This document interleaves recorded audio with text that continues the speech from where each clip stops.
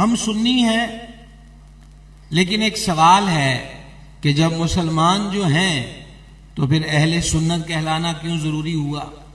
ہمیں اہل سنت ہمارے مولانا حضرات نے قرار نہیں دیا، بلکہ سرور عالم علیہ الصلوۃ والسلام نے فتنوں کے دور میں نجات پانے والا گروہ اہل سنت و جماعت قرار دیا۔ تو یہ اصطلاح مولانا لوگوں نے یا بابا لوگوں نے ہمیں نہیں دی، بلکہ اہل سنت ناجی گروہ ہے۔ یہ ہمارے کریم رؤوف الرحیم صلی اللہ تعالی علیہ وآلہ وسلم کے فرمان اقدس سے ظاہر ہے۔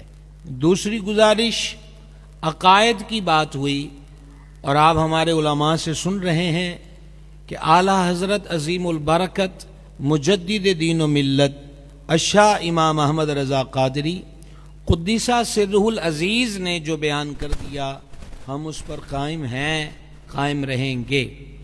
اس سلسلے میں میں اپنے نوجوان بھائیوں سے ایک گزارش کرنا چاہتا ہوں۔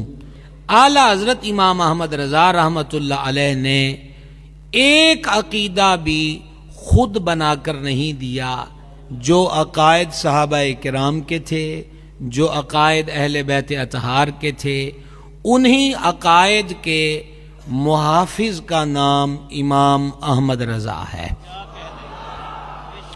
اور اس کے لیے آپ کو کہیں دور دراز سفر اختیار کرنے کی ضرورت نہیں، صرف فتاوی رضویہ شریف پڑھیے، آپ ایک سمندر میں غوطہ زن ہوں گے۔ یہاں آپ کو قرآن کریم کے نایاب ہیرے بھی ملیں گے، احادیث شریفہ کے قیمتی موتی بھی ملیں گے، ائمہ فقہ کے ارشادات کے در نایاب بھی ملیں گے۔ تو یہ دوسری بات ہے۔ تیسری چیز، اہل سنت کے نام کے ساتھ بہت ساری چیزیں ایسی منسوب کر دی گئیں، جوڑ دی گئیں، نتھی کر دی گئیں، جن کا سرے سے ہی اہل سنت سے کوئی تعلق، کوئی ناتا، کوئی واسطہ نہیں ہے۔ اس کو بھی نمبر وائز گنے تو پوری رات چاہیے، اور میں مختصر وقت میں چند چیزیں آپ کے سامنے رکھنا چاہتا ہوں۔ مزارات اولیاء رحمہم اللہ علیہم، ہم اللہ والوں کے مزارات پر حاضر ہوتے ہیں، ان کی عبادت کرنے کے لیے نہیں، ان کی پوجا کرنے کے لیے نہیں، کیونکہ اللہ کا ولی ہے، ہوتا ہی وہ ہے جو ساری زندگی اللہ وحدہ لا شریک کی عبادت کا درس دیتا ہے۔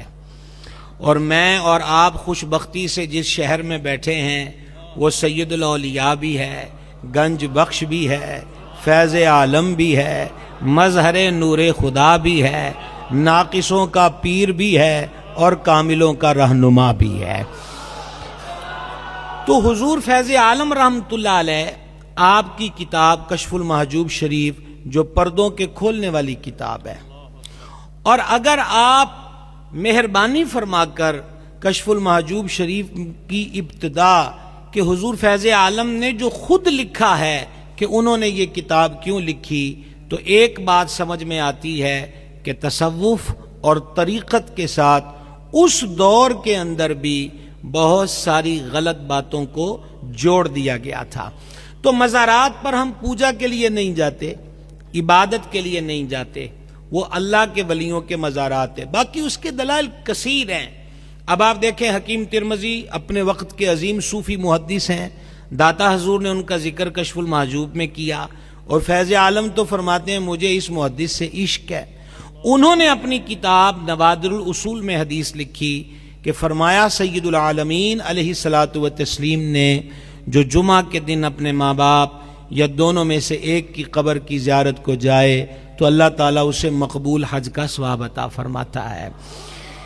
اس حدیث میں یہ کوئی قید نہیں ہے کہ ماں وقت کی رابعہ بصریہ ہو اور باپ وقت کا ابراہیم بن ادہم ہو، مسلمان ہوں، صحیح العقیدہ ہوں، بیٹا ماں باپ کے ناطے سے ان کی قبر پر گیا ہے تو حج کا ثواب پاتا ہے۔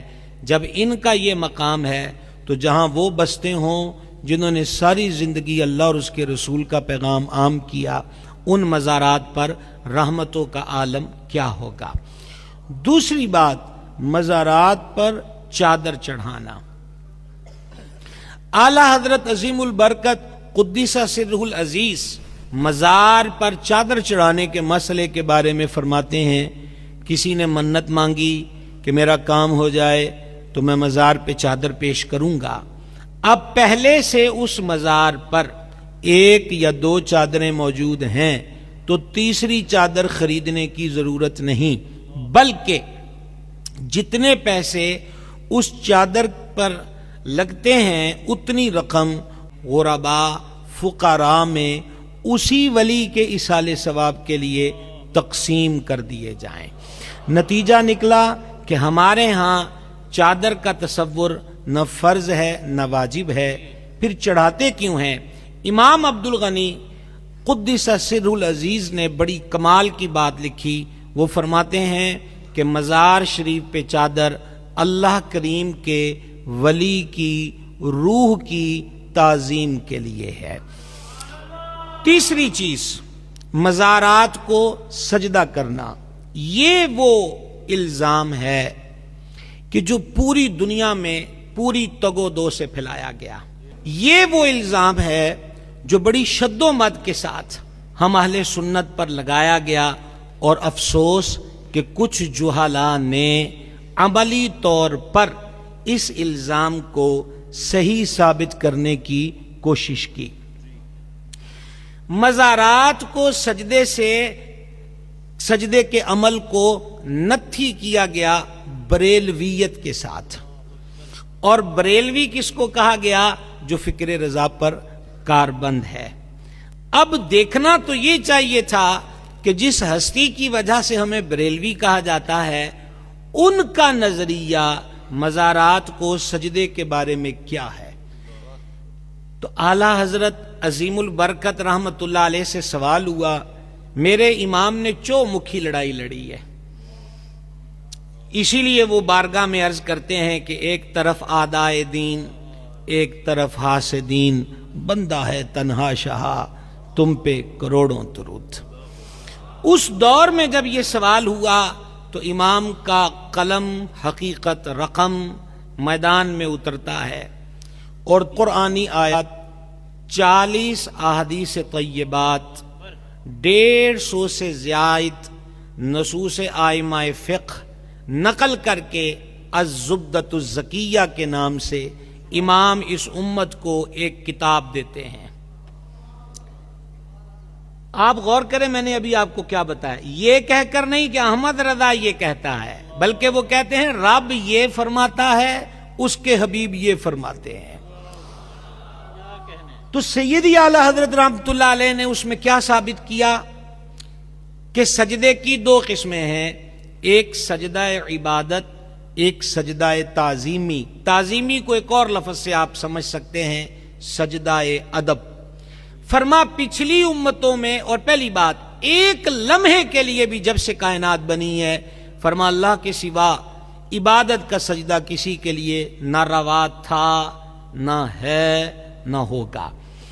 ادب والا سجدہ جیسے فرشتوں نے حضرت آدم علیہ السلام کو کیا، وہ پچھلی امتوں میں اجازت تھی۔ کریم سے بھی اجازت مانگی انہوں نے جو حضور کے مرید ہیں، بے مثال ہیں، لاجواب ہیں، با کمال ہیں، اور کُلًّا وعد اللہ الحسنی کے سند یافتہ ہیں۔ اونٹوں نے سجدہ کیا تو انہوں نے عرض کی، اے کریم اتنے کرم آپ کے جانوروں پر نہیں ہیں جتنے ہم پر ہیں، لہٰذا ہمیں بھی اجازت دیجئے۔ تو سرور عالم علیہ الصلوۃ والسلام نے فرمایا، ہم اگر اللہ کے سوا کسی کو سجدے کی اجازت دیتے تو عورت کو اجازت دیتے وہ اپنے شوہر کو سجدہ کرے۔ آپ نے غور کر لیا، مزاروں، چلگاہوں، درختوں، پیروں اور فقیروں کو سجدہ کرنے کا تعلق اہل سنت کے ساتھ نہیں ہے۔ ایک قدم آگے بڑھیے۔ موجودہ وقت میں مختلف میلے جمیلوں میں عورتوں کے جم گٹے اور جم غفیر نظر آتے ہیں۔ اس عنوان پر اعلی حضرت نے پوری کتاب لکھی. اور میں خلاصہ پیش کرنا چاہوں تو وہ یہ ہے کہ اللہ کے ولی کے مزار کی حاضری ایک مستحب عمل ہے، لیکن عورت کا بے پردہ ہونا یہ بھی گناہ، غیر مرد غیر عورتوں کا اختلاط ہو، اکٹھ ہو، یہ بھی ممنوع. تو ایک مستحب کام کے لیے اتنے ناجائز کاموں کی اجازت نہیں دی جا سکتی. میرا امام لکھتے لکھتے یہ بھی لکھتا ہے کہ کائنات میں ایک ہی مزار ہے جس کے دم قدم سے عالم میں بہار ہے، اور وہ حضور پر نور صلی اللہ تعالی علیہ وآلہ وسلم کا مزار اقدس منور ہے. حاجن جب جائے گی تو اس کے لیے وہاں کی حاضری ضروری ہے. اس کے علاوہ کسی مزار پر عورت کا جانا نہ فرض ہے نہ واجب ہے.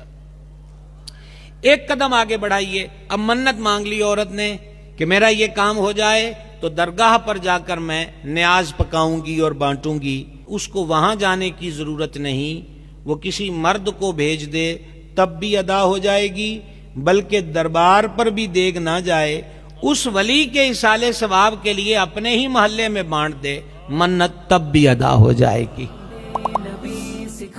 زندگی کے تمام شعبوں میں دینی رہنمائی حاصل کرنے اور آخرت کو بہتر کرنے کے لیے ہمارے YouTube channel Islamic digital studio کو سبسکرائب کر لیں اور بیل آئیکن بھی پریس کر لیں.